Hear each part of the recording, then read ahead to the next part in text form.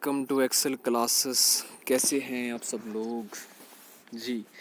Last video में मैंने आपको पढ़ाया था जो गांधी जी के बारे में, और उसके बाद होम रूल मूवमेंट भी हमने पढ़ी थी। और मैंने आपको बताया था कि कैसे ब्रिटिश ने इंडियंस का यूज़ करके वर्ल्ड war 1 जो है उसमें वो जीते थे। ठीक है नहीं, वर्ल्ड war 1 में वो जीत गए थे और इंडियंस को लग रहा था कि अब हमें आज़ाद कर देंगे, इंडिपेंडेंस मिलेगी, लेकिन ब्रिटिश ने इंडियंस को डिसअपॉइंट किया। और गांधी जी जो है वो भी अब पॉलिटिक्स में एक्टिव हो गए थे और मुस्लिम लीग और कांग्रेस के बीच में अग्रीमेंट हो गया था, और उसके साथ साथ एक्सट्रीमिस्ट और मॉडरेट्स के बीच में भी रीयूनियन हो गया था। आज हम कंटिन्यू करेंगे 1918 से। ठीक है, 1918 में क्या होता है, मॉन्टेगो चेम्सफोर्ड रिफॉर्म्स आते हैं। मॉन्टेगो चेम्सफोर्ड रिफॉर्म्स, इन्हें मॉन्टेगो चेम्सफोर्ड रिफॉर्म्स क्यों कहते हैं? क्योंकि ये जो मॉन्टेगो था ना, ये उस time secretary of state of India था। From 1917 to 1922 Edwin Montagu was the secretary of state of India. Okay, और जो चेम्सफोर्ड था, लॉर्ड चेम्सफोर्ड, ये था governor general and viceroy from 1916 to 1921। Okay, इसीलिए इन रिफॉर्म्स को बोलते हैं मॉन्टेगो चेम्सफोर्ड रिफॉर्म्स। कब आए? 8 जुलाई 1918 को। ठीक है, मॉन्टेगो चेम्सफोर्ड रिपोर्ट जो है वो पब्लिश हुई। ठीक है, अब ये जो रिपोर्ट है ना, ये बाद में बनी बेसिस, किसका basis? Government of India act 1919। ठीक है, मॉन्टेगो चेम्सफोर्ड रिफॉर्म्स जो रिपोर्ट है वो बनी basis for government of India act 1919। Okay, अच्छा, तो क्या कहती थी ये मॉन्टेगो चेम्सफोर्ड रिफॉर्म्स? इसने जो है रिजर्वेशन को एक्सटेंड कर दिया। किन के लिए? माइनॉरिटीज़ के लिए, लाइक 6 क्रिश्चियंस एंड यूरोपियंस। ठीक है, 6 क्रिश्चियंस और यूरोपियंस को उनके लिए रिजर्वेशन एक्सटेंड कर दी। अगर आपको याद है तो इंडियन कौंसिल एक्ट 1909 मैंने आपको पढ़ाया था, बताया था कि मुस्लिम्स के लिए सीट्स रिजर्व रखी गई थी। मुस्लिम्स के लिए अलग सीट्स, उनको रिजर्व्ड सीट्स दी गई थी। ठीक है नहीं, और उन्हीं रिजर्व्ड सीट्स के थ्रू जो मोहम्मद अली जिन्ना थे, उनको 1910 में 1910 में बॉम्बे प्रेसिडेंसी से, ठीक है, उनको वो इलेक्ट हो गए थे। ओके, चलिए, तो इसी तरह मॉन्टेगो चेम्सफोर्ड रिफॉर्म्स के थ्रू रिजर्व्ड सीट्स मिली किनको? Minorities like 6 Christians and Europeans. ये होता है 1918 में। ओके, इसके बाद एक एक्ट आता है जिसको हम कहते हैं राउलेट एक्ट। ठीक है, इसको हम कहते हैं राउलेट एक्ट, और ये एक्ट था based on Rowlatt commission report. Rowlatt commission report इससे पहले आई, उसके बेसिस पे एक एक्ट आया, राउलेट एक्ट। कब आया ये? मार्च 1919 को आया। ठीक है नहीं, फेब की बात मैंने ऊपर करी और उसके बाद मार्च की बात कर रहा हूँ। ठीक है नहीं, सीक्वेंस में चला रहा हूँ आपको। राउलेट एक्ट आया, और क्या कहता है ये Rowlatt Act? It gave power to police to arrest any person without trial. ठीक है, राउलेट एक्ट के अंडर पुलिस के पास ऐसी पावर आ गई थी कि वो किसी भी बंदे को अरेस्ट कर सकते थे विदाउट ट्रायल। ठीक है नहीं, विदाउट ट्रायल। ठीक है, चलिए, तो बहुत सारे मेंबर्स जो असेंबली के थे उन्होंने रिज़ाइन कर दिया। ठीक है, इस एक्ट को लेके, और प्रोटेस्ट करना स्टार्ट किया। किसके अगेंस्ट? राउलेट एक्ट के अगेंस्ट। गांधी जी जो थे, अब वो भी एक्टिव थे पॉलिटिक्स में, उन्होंने कंट्री वाइड प्रोटेस्ट जो है वो कॉल किया कि कंट्री वाइड प्रोटेस्ट हो गया, सत्याग्रह होगा। ठीक है, जब भी गांधी जी का नाम आएगा ना प्रोटेस्ट में, तो अब याद रखने कि सत्याग्रह नॉन वायलेंट वे था उनका।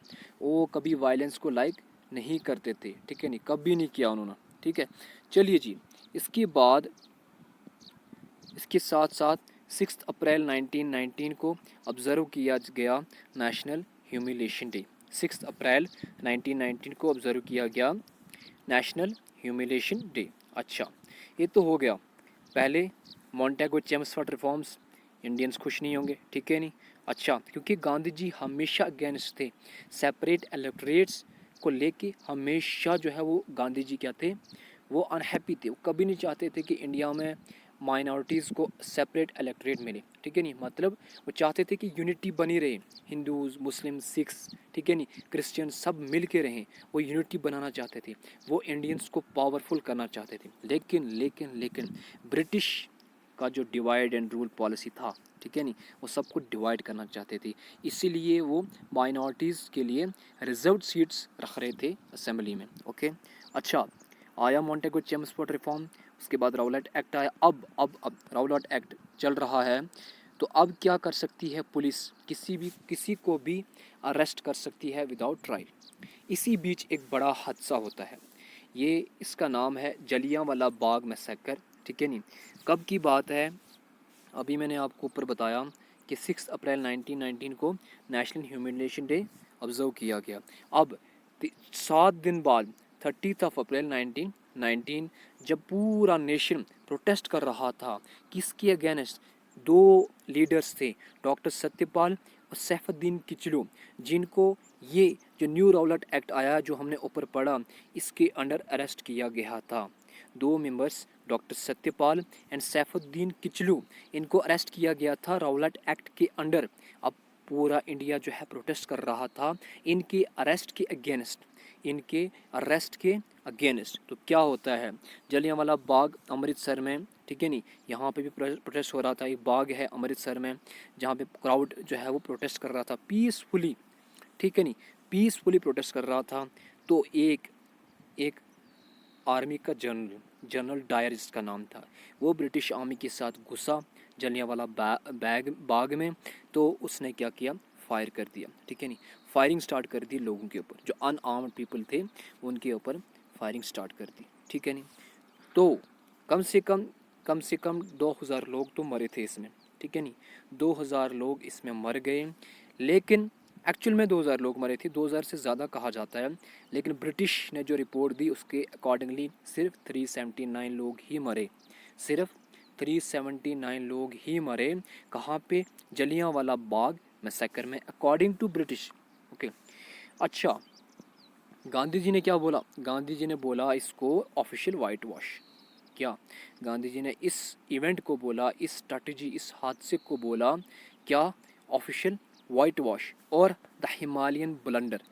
ये दो टर्म वर्ड्स सबको याद रखने हैं, ठीक है नहीं, एग्ज़ाम में आ सकता है कि किसने बोला था जलियांवाला बाग मैसेकर को, किसने बोला था ऑफिशियल वाइट वॉश और द हिमालयन ब्लंडर। तो गांधी जी ने बोला था, या गांधी जी ने क्या बोला था, क्या कमेंट किया था जलियांवाला बाग मैसेकर पे गांधी जी ने, तो याद रखना official white wash and the Himalayan blunder. बाद में देखिए ये दो जनरल थे, दोनों डायर थे, ठीक है नहीं, एक डायर जिसने आर्मी जो है वो आर्मी को लेके जलियांवाला बाग मैसेकर में जाके फायरिंग कर दी और लोगों को मार दिया। दूसरा डायर जो था वो इंग्लैंड में था, जिसने ऑर्डर किया था, ठीक है नहीं, मिचेल ओ डायर, ये इंग्लैंड में था, इसने ऑर्डर किया था। तो सरदार उधम सिंह एक सिंह था, इसने बाद में जाके इंग्लैंड में जाके ये जनरल मिचेल ओ डायर को मार दिया था, ठीक है नहीं, इंग्लैंड में जाके। अच्छा, इस पर मूवी भी बनी है, ठीक है नहीं, सरदार उधम सिंह पे, ये रिसेंट बनी है, इसलिए मुझे थोड़ा स्ट्राइक कर गया माइंड में, नहीं तो हमारी हिस्ट्री में जितने भी इवेंट्स हुए हैं मोस्टली सब पे मूवीज़ वगैरह बनी है, ठीक है। चलिए, अच्छा, ये तो हो गया। इसके बाद देखिए, अब मैंने आपको कल बताया था कि 1914 में वर्ल्ड वार 1 हुआ था स्टार्ट, और 1918 में ख़त्म हो गया। वर्ल्ड वार 1 जो है ना, ये दो बड़ी पार्स के बीच में हो रही थी, ठीक है नहीं, हमको नहीं घुसना उसमें, हम ज़्यादा डीप चले जाएंगे इसमें। हमें बस इतना याद रखना है कि उस टाइम पे ऑटोमन एम्पायर होता था। ऑटोमन एम्पायर जो है, इसके अंडर सल्तनत जो है, मुस्लिम्स की सल्तनत होती थी, और पूरी वर्ल्ड में जितने मुस्लिम्स थे वो इसको, ऑटोमन जो एम्पायर है, जो सुल्तान था, उसको अपना रिलीजियस हेड मानते थे, ठीक है नहीं, रिलीजियस हेड मानते थे। जो लास्ट जो सुल्तान थे ऑटोमन एम्पायर की, वो थी अब्दुल हमीद टू, ठीक है नहीं। चलिए, ये आपको याद नहीं रखना, ये अलग से मैं इसको बनाऊंगा इस पर वीडियो, काफ़ी इंटरेस्टिंग टॉपिक है, ठीक है। तो अब 1918 में जब वर्ल्ड वार 1 ख़त्म हुआ, तो इस सल्तनत को ख़त्म कर दिया गया, ठीक है नहीं, ऑटोमन एम्पायर को ख़त्म कर दिया गया ब्रिटिश के थ्रू ऑटोमन एम्पायर को ख़त्म किया गया। अब जो मुस्लिम्स हैं all over world, including Indian Muslims, उनमें काफ़ी गुस्सा था, क्योंकि सुल्तान को आई थिंक अरेस्ट किया गया था या मार दिया गया था, आई डोंट रिमेंबर, ठीक है, अब शायद अरेस्ट किया गया था, ठीक है। चलिए, तो इंडिया में जो इंडियन मुस्लिम्स है, दे लॉन्च्ड खिलाफत मूवमेंट। वो क्या करते हैं, खिलाफत मूवमेंट लॉन्च करते हैं। कौन कौन लॉन्च करता है, कब होता है ये, अक्टूबर नवंबर 1919 में। लॉन्च कौन करता है इसे, ये अली ब्रदर्स थे, शौकत अली, मोहम्मद अली जौहर, हकीम अजमल खान एंड अबुल कलाम आज़ाद, ठीक है नहीं, ये लॉन्च करते हैं खिलाफत मूवमेंट, ठीक है नहीं। क्या एम था इस मूवमेंट का, पहले मैंने आपको बताया कि aim was to protect the caliphate, ठीक है, which is considered religious head by Muslims all over the world, ठीक है नहीं। जो कैलिफ था, ठीक है नहीं, वो रिलीजियस हेड जो है वो माना जाता था मुस्लिम्स का ऑल ओवर द वर्ल्ड, ठीक है नहीं। ओके, तो इसको प्रोटेक्ट करने के लिए जो मुस्लिम्स ने है खिलाफत मूवमेंट स्टार्ट कर दी। अब ये क्यों इंपॉर्टेंट बनता है, इसको यहाँ पे क्यों इंक्लूड किया मैंने, आगे मैं आपको बताता हूँ। लेकिन अब अक्टूबर नवंबर 1919 की बात होगी, दिसंबर की बात मैं करता हूँ। दिसंबर में आता है गवर्नमेंट ऑफ इंडिया एक्ट 1919, वही गवर्नमेंट ऑफ इंडिया एक्ट 1919 जिसके बारे में मैंने आपको पहले बताया कि मॉन्टेगो चेम्सफोर्ड जो रिपोर्ट आई थी, ठीक है नहीं, वो बनी थी बेसिस बनी थी गवर्नमेंट ऑफ इंडिया एक्ट 1919 का। चलिए, तो क्या होता है, गवर्नमेंट ऑफ इंडिया एक्ट 1919 आता है 23 दिसंबर 1919, बेस्ड ऑन मॉन्टेगो चेम्सफोर्ड रिफॉर्म्स। इस एक्ट के अंडर कुछ चीज़ें होती है, ज़्यादा इंपॉर्टेंट नहीं बनता ये, लेकिन एक दो पॉइंट्स मैंने लिखे हैं, थोड़ा पता होना चाहिए कि क्या हुआ था। इस एक्ट के accordingly by cameral legislative bodies बनाएगी, ठीक है नहीं, बाई कैमरल लेजिस्लेटिव बॉडीज़ बनाएगी। क्या होता है, देखिए जैसे बाई कैमरलिज्म होता है, जैसे हमारी जो स्टेट थी पहले J&K, अभी यूटी है, इसमें भी बाई कैमरल लेजिस्लेचर होता था, ठीक है नहीं, एक लेजिस्लेटिव काउंसिल होती थी, एक लेजिस्लेटिव असेंबली थी, ठीक है नहीं। करेक्ट मी इफ़, मतलब अगर मैं गलत हूँ तो आप कमेंट में लिखें, ठीक है। तो ऐसे ये कब बाई कैमरल लेजिस्लेटिव बॉडीज़ कब बनाई गई थी, सबसे पहले ये गवर्नमेंट ऑफ इंडिया एक्ट 1919 के अंडर बनाई गई थी, लेकिन एक्चुअल में बॉडीज़ नहीं बनी थी। एक्चुअल में बॉडीज़ लेजिस्लेटिव बॉडी या लेजिस्लेटिव काउंसिल ऐसा कुछ नहीं बना था। एक्चुअल में क्या हुआ था, डायरची अलाउड की गई थी। देखिए, डायरची और बाई कैमरलिज्म में थोड़ा डिफरेंस है। बाई कैमरलिज्म में क्या होता है, दो बॉडीज़ बनाई जाती हैं, लेजिस्लेटिव बॉडी, लेजिस्लेटिव काउंसिल, जो भी होता है, ठीक है नहीं। लेकिन डायरची में क्या होता है, जो स्टेट है उसके दो हेड्स चुने जाते थे, ठीक है नहीं। यहाँ पे लिखा है मैंने, रीजनल गवर्नमेंट्स वर अलाउड डायरची, जो रीजनल गवर्नमेंट्स थी उनको अलाउ किया गया था डायरची, ठीक है नहीं, यानी कि दो हेड्स अलाउ किए गए थे उनके। ये आया था गवर्नमेंट ऑफ इंडिया एक्ट 1919 में, ठीक है नहीं। अब क्या होता है, गांधी और तिलक जिन्ना इसको रिजेक्ट कर देते हैं, और इसी की वजह से शायद यही एक रीज़न था, जिन्ना ने 1920 में कांग्रेस जो है, कांग्रेस को से रिज़ाइन कर दिया था, ठीक है, जो मैंने आपको पहले बताया हुआ था, ठीक है। अब ये तीन बंदों ने तो रिजेक्ट किया, लेकिन Annie Besant, BC Pal and SN Mukherjee और Tej Bahadur Shah, they accepted it and they were ready to cooperate. Okay, चलिए जी, ये होता है गवर्नमेंट ऑफ इंडिया एक्ट 1919 में। अब मैंने ऊपर आपको पढ़ाया था खिलाफत मूवमेंट चल रही थी, 1919 से चल रही थी, और 1920 में क्या होता है, 5 सितंबर 1920 Gandhi ji launched non cooperation movement. Gandhi ji launched non cooperation movement in response to Jallianwala Bagh massacre, ठीक है नहीं, in response to Jallianwala Bagh massacre and Rowlatt Act वगैरह, ये इनके रिस्पॉन्स में Gandhi ji launch non cooperation movement, ठीक है नहीं। कहीं कहीं तो बोला जाता है, कुछ कुछ बुक्स में लिखा हुआ है कि जो खिलाफत मूवमेंट थी उसी ने लॉन्च किया था नॉन कॉपरेशन मूवमेंट। जो खिलाफत मूवमेंट थी उसी ने लॉन्च किया था नॉन कॉपरेशन मूवमेंट। देखिए, जो गांधी जी था ये बड़ा चालाक निकला इस टाइम पे, ठीक है नहीं। गांधी ने क्या किया, गांधी ने देखा मुस्लिम्स हैं all over the world, specially Indians, ठीक है नहीं, अब इंडियंस की बात करेंगे, वर्ल्ड की नहीं कर रहे इस टाइम। इंडियन मुस्लिम्स जो है ना, उनका जो है ना, मतलब जो एक होता है, मतलब वो काफ़ी ज़्यादा इमोशनल थे इस चीज़ को लेके, ठीक है नहीं, काफ़ी उनके सेंटिमेंट्स हर्ट हुए थे जब कैलिफेट को ख़त्म किया गया था। तो जो खिलाफत मूवमेंट थे उनके साथ उनके इमोशंस लिंक थे, ठीक है नहीं। गांधी ने इसका फ़ायदा लिया। गांधी ने क्या किया, गांधी ने बोला कि हम मुस्लिम्स को सपोर्ट करते हैं, हम हिंदूज़ मुस्लिम्स को सपोर्ट करते हैं, इन रिस्पॉन्स मुस्लिम्स हमको सपोर्ट करेंगे नॉन कॉपरेशन मूवमेंट में, ठीक है नहीं। इन रिस्पॉन्स क्या मुस्लिम सपोर्ट करेंगे हमने नॉन कॉपरेशन मूवमेंट में। तो गांधी ने सपोर्ट किया खिलाफत मूवमेंट को, और खिलाफत मूवमेंट ने सपोर्ट किया गांधी जी को, ठीक है। चलिए, क्यों लॉन्च हुई ये क्या बोलते हैं non cooperation movement, to induce British government of India to grant them self government और स्वराज, ठीक है नहीं, सेल्फ गवर्नमेंट या स्वराज मांगा गया नॉन कॉपरेशन मूवमेंट के थ्रू ठीक है नहीं। और ये था Gandhi's first organised acts of large scale civil disobedience, ठीक है नहीं। Gandhi's first organised act of large scale civil disobedience, ठीक है। गांधी जी का सबसे बड़ा एक्ट जो था ना अभी तक का, ये यही था, नॉन कॉपरेशन मूवमेंट, ठीक है, सत्याग्रह। गांधी जी का वे था सत्याग्रह, ठीक है। ओके, तो तिलक स्वराज फंड जो है वो यूज़ किया गया for financing non cooperation movement. Okay, Tilak Swaraj fund use किया for financing non cooperation movement. Tilak की डेथ भी हो जाती है 1920 में, ठीक है। चलिए जी, अब जो मैंने आपको पहले बताया, खिलाफत मूवमेंट भी इस टाइम चल रही थी, तो गांधी जी ने जो है he made good use of this opportunity and he supported Khilafat movement in response Muslim supported non cooperation. उसने खिलाफत मूवमेंट को सपोर्ट किया। खिलाफत मूवमेंट जो मुस्लिम्स की थी, तो मुस्लिम्स ने नॉन कॉपरेशन मूवमेंट को सपोर्ट किया, ठीक है। Muslim supported NCM and Hindu supported Khilafat. अब हिंदू मुस्लिम कॉपरेशन हो रहा था, हिंदू मुस्लिम कॉपरेशन हो रहा था, नॉन वायलेंट प्रोटेस्ट हो रहे थे, सत्याग्रह हो रहा था, ब्रिटिश पे प्रेशर आ रहा था। लेकिन इस बीच में एक हादसा हो गया। क्या हुआ? चौरी चौरा इंसिडेंट हुआ। चौरी चौरा इंसिडेंट हुआ। कहाँ पे हुआ? ये हुआ गोरखपुर में, ठीक है नहीं। 4 Feb 1922 को एक इंसिडेंट हुआ गोरखपुर में, जिसे कहते हैं चौरी चौरा इंसिडेंट। इसमें क्या होता है, जो प्रोटेस्टर्स थे, जो प्रोटेस्ट कर रहे थे, वो एक पुलिस स्टेशन को ही आग लगा देते हैं, ठीक है। तो ऐसा भी लिखा गया है कि पहले उन पर फायरिंग होती है, फिर वो एक पुलिस स्टेशन को ही आग लगा देते हैं, और उस पुलिस स्टेशन में कम से कम 22 पुलिस ऑफिसर जो है वो मर जाते हैं, ठीक है नहीं। अब हमने पहले ही पढ़ा है, गांधी जी का वे था सत्याग्रह है, नॉन वायलेंट वे। तो गांधी जी क्या करता है, गांधी जी को लगता है कि अब बहुत लोग मरेंगे, इसलिए वो 12 Feb 4 Feb की बात कर रहे थे हम, जो इंसिडेंट हुआ 12 Feb को गांधी जी ने सस्पेंड कर दिया नॉन कॉपरेशन मूवमेंट, ठीक है। गांधी जी ने विड्रॉ कर दिया नॉन कॉपरेशन मूवमेंट। और ये जो सस्पेंशन था नॉन कॉपरेशन मूवमेंट का, इसको सुभाष चंद्र बोस ने बोला नेशनल कैलेमिटी, इंपॉर्टेंट है।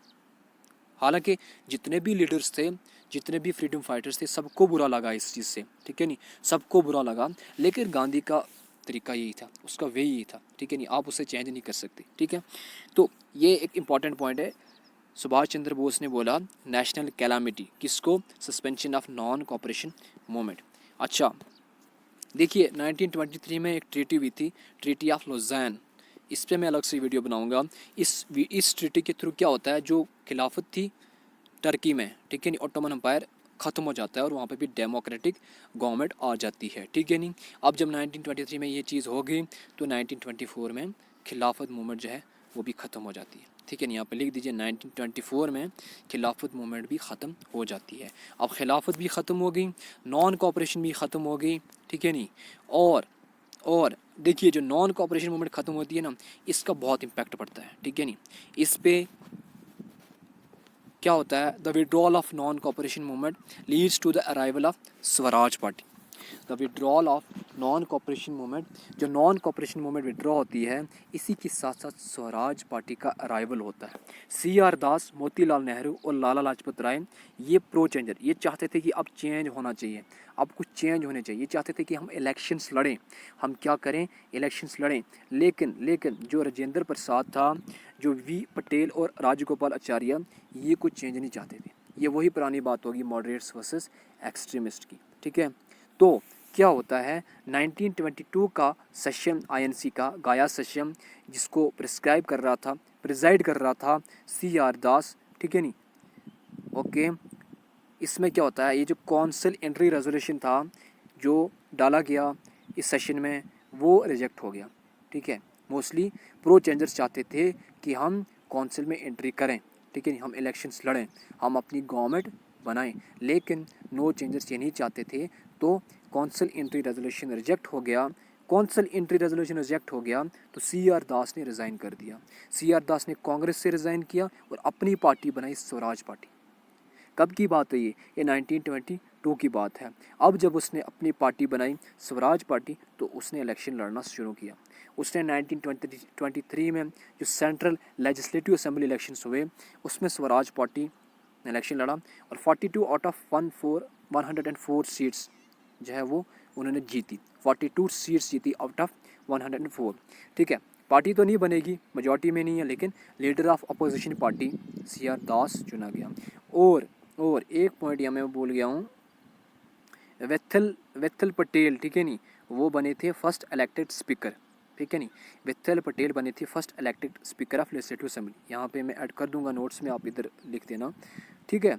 और ये 1923 की बात है। 1925 में CR दास जो है वो मर जाते हैं, और इसी के साथ ही स्वराज पार्टी का डिक्लाइन हो जाता है।